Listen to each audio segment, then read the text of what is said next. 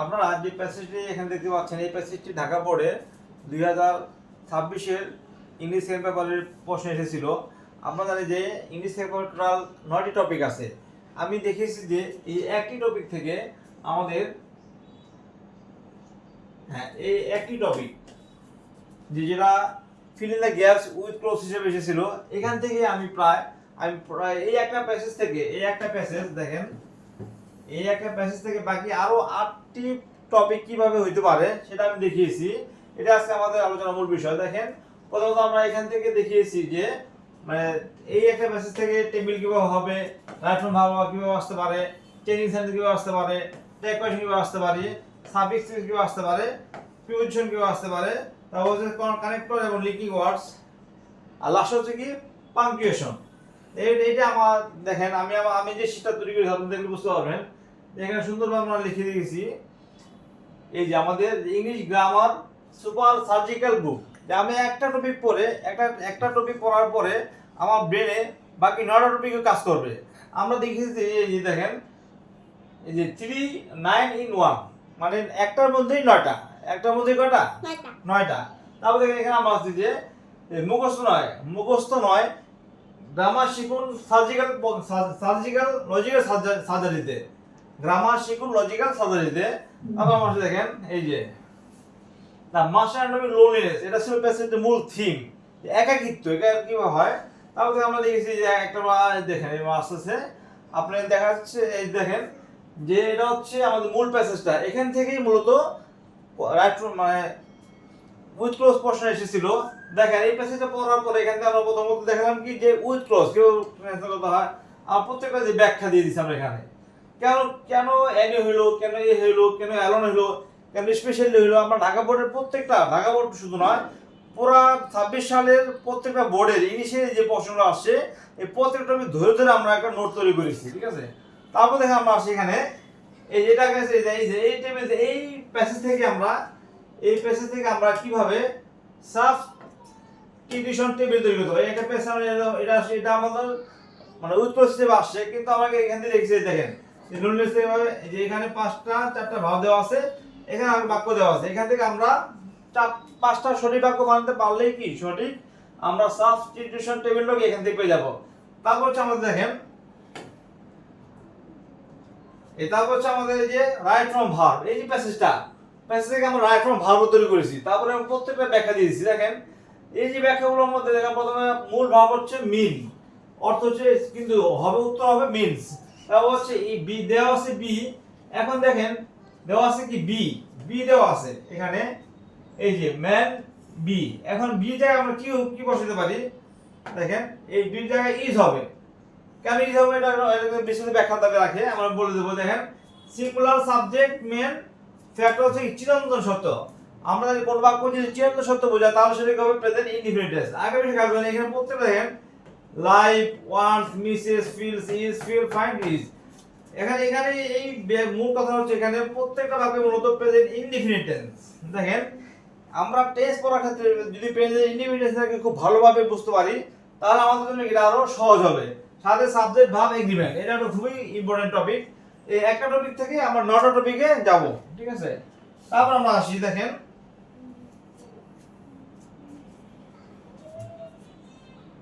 তারপর হচ্ছে আমাদের মূল কথা এই যে এখান থেকে আমরা চেঞ্জিং সেন্টেন্স, এটা গ্রামারের সবচেয়ে গুরুত্বপূর্ণ বিষয়, অনেকে এটা খুব একটু ভয় পান।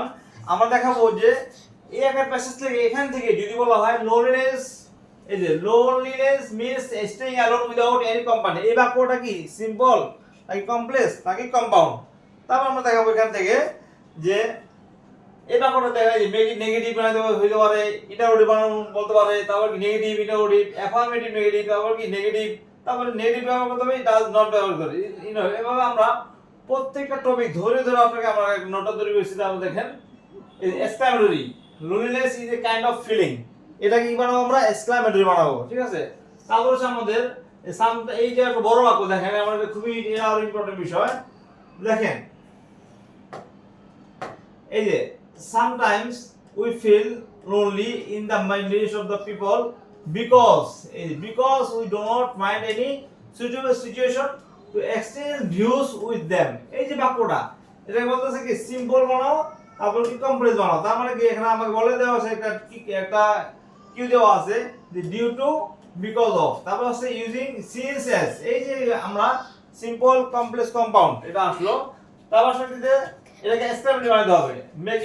আমরা আমার প্রত্যেকটা ব্যাখ্যা সুন্দর করে এখানে দিয়ে দিয়েছি দেখেন, এই যে একদম উত্তর যেটা ব্যাখ্যাটা সুন্দর দেওয়া আছে প্রত্যেকটা বাক্য ভাবে।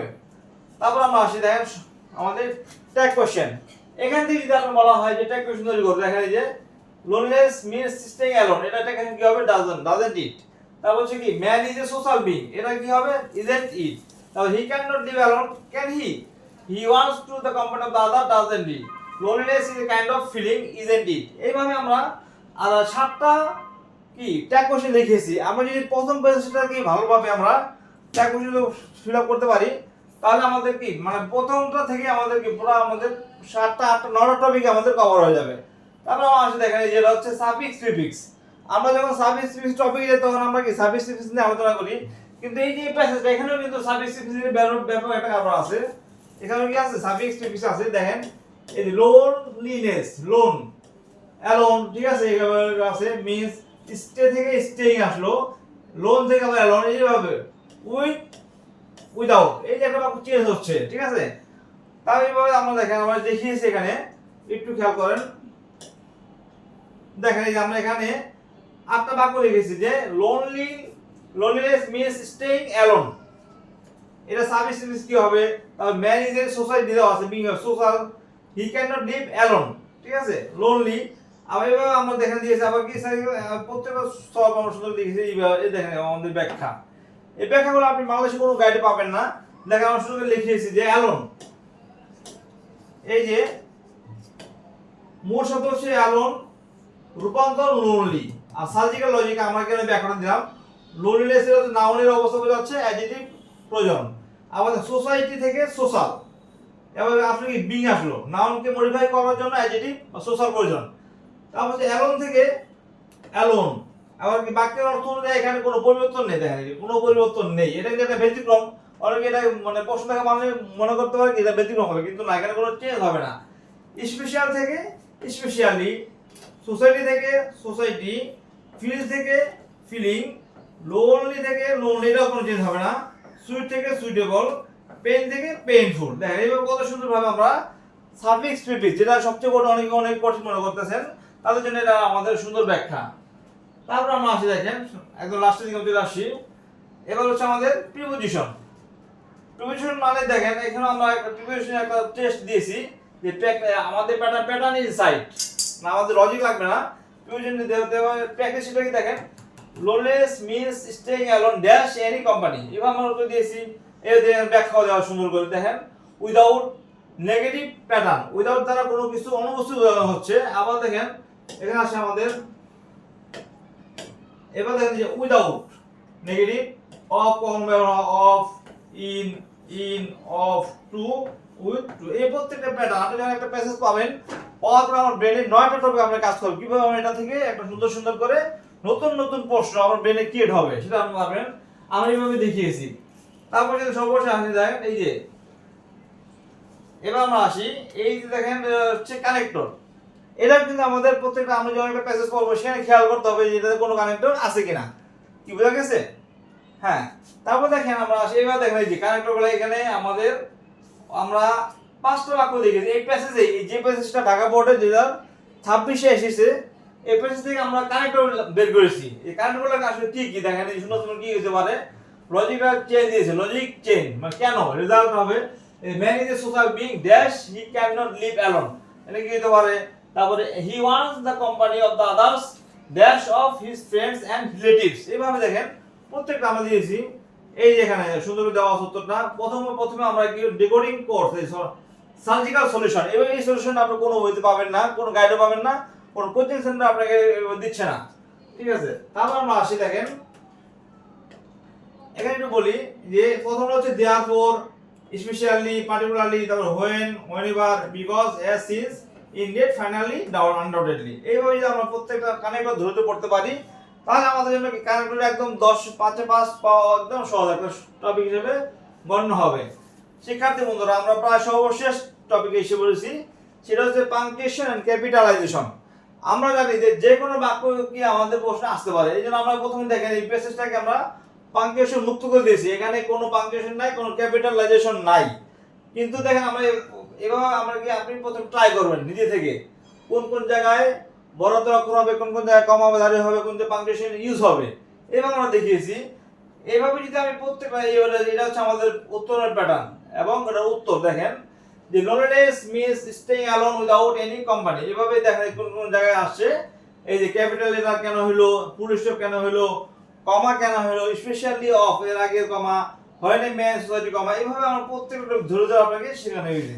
তো প্রিয় বন্ধুরা, আপনারা যারা আজকে আমাদের এই কথার লেকচারটি পেলেন, তো সর্বশেষ আমাদের প্রথম যে কথাটা ছিল সেটা ছিল যে আমি একটা টপিক থেকে 9টা টপিক, একটা টপিক থেকে আমি বাকি 8টা টপিক কভার করব। এভাবে যদি আমরা পড়তে পারি তাহলে কি হবে, আমাদের লেখার মানটা পড়ার মানটা আমি লিখতে পারবো, আমি অটোমেটিক পড়তে পারবো। তাহলে আমি ইংলিশে আমার টার্গেট হচ্ছে 95 পাওয়া। এই 95 পাওয়ার ক্ষেত্রে আমাকে এইভাবেই ধরে ধরে আপনি একটা টপিক থেকে বাকি 8টা টপিক কভার করা যাবে। আমরা আমাদের এই হ্যান্ড নোটটি যদি আপনি সংগ্রহ করতে চান আমাদের সাথে যোগাযোগ করতে পারেন। সবাইকে কথা না বাড়িয়ে আজকের কথা আমরা এখানেই শেষ করছি। আবার দেখা হবে নতুন কোনো ভিডিও নিয়ে।